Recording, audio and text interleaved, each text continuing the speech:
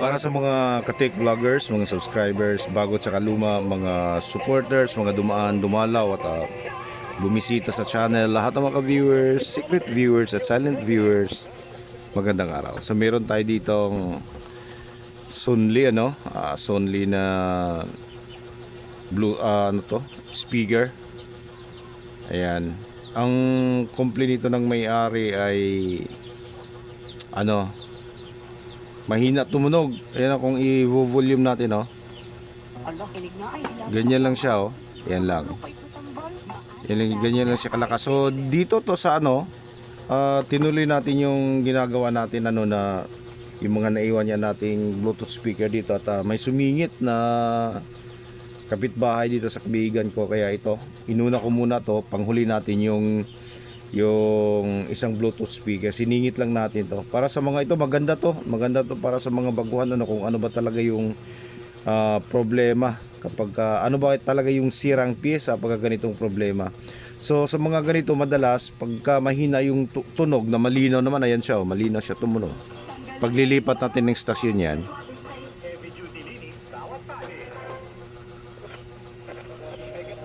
ayan malinaw yung lahat ng mga station na nasasagap. Gabitan mo siya ng USB, malinaw, walang problema. Ang lang talaga, ang complaint lang talaga ay mahina. Kahit nga, ayun nga, ulitin ko, kahit natutudo mo pa siya, mahina talaga. So madalas ang mga ganito sa function switch or sa mode switch lang sa band switch yung mga marurumi, nagkakaroon ng dumi-dumi, kaya humihina. Pero pagka ganito na nakikita mo naman na maayos naman yung kanyang mga switches, so dito na yung yung siguro magsususpitsa ka dito sa chips na to o kaya dito sa IC, pero mahirap yung magsuspitsa lang na wala kang pamalit. So ano bang dapat gagawin natin kapag ganitong trouble? So kung titingnan natin ng maigi yung circuit papuntang speaker, so ayan, naka-bridge yan, hindi nakadaan ng ground. Okay, so naka-bridge tong output niya. So ano ba paano natin gagawin, paano natin i-check? So sa mga ganitong klase, ang gagawin lang natin dito, dahil naka-bridge, so ibig sabihin yung left and right channel, ayan, pareho nakatap dito, yung left and right channel. Kung kung baybayin mo siya, hindi siya gumagamit ng ground. So i-check natin sa mga ganito na nasa home service tayo na kailangan magawa natin kaagad at hindi natin pwedeng magawa ng paraan na hindi natin papalitan ng pyesa. So sa ganito, nakikita natin na sira yung kanyang chips.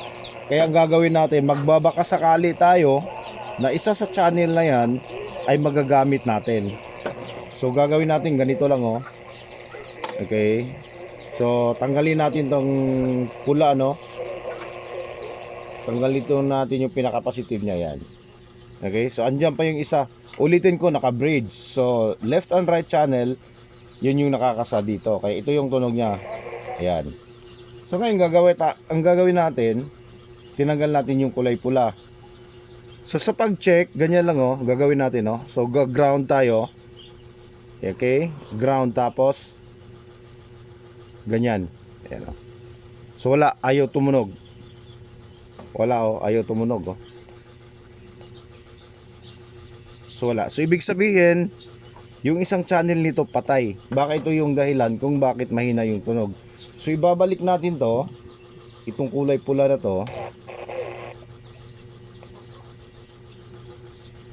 Iwan ko kung nakikita nyo, So ayan, binalik na natin. So ito naman ngayon yung tanggalin. Ayan. So ganyan yung gagawin natin kapag gusto nating i-try yung dalawang channel, kung buo ba o kung nasaan ba yung may problema. Ayan, tapos ground tayo uli, yung ground. Tapos try natin dito.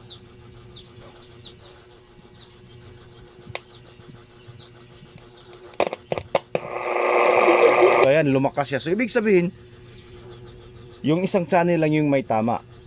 Okay? Yung isang channel yung may tama. Kaya kapag kinabit mo siya, siyempre nadadama yung kabila, kaya siya humihina. So ilagay natin sa, balik natin to ano, tapos tap natin siya sa muna sa ano,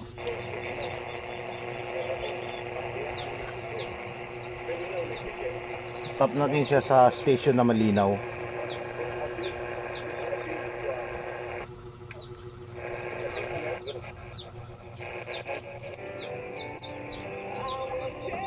Yan.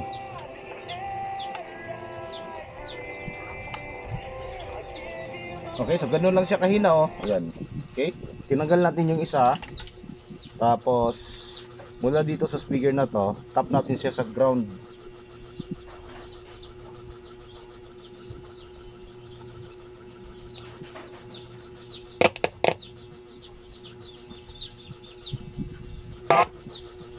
Ayan, medyo marumi yung dulo ng wire na ginamit natin. So try natin ulit.